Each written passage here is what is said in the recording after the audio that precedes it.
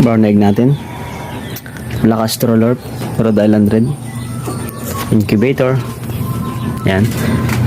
Preheat natin bago natin isalang yung ating itlog. So, check natin ang humidity.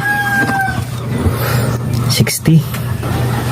60 plus. Lang natin bumukas yung ilaw bago natin isalang yung itlog. Yan, okay na.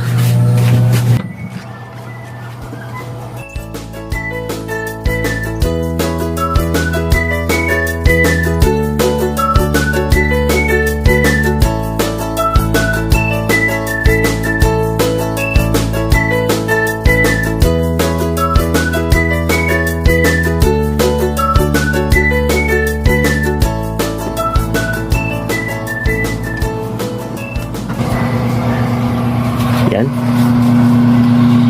Napakagandang tingnan. So hopefully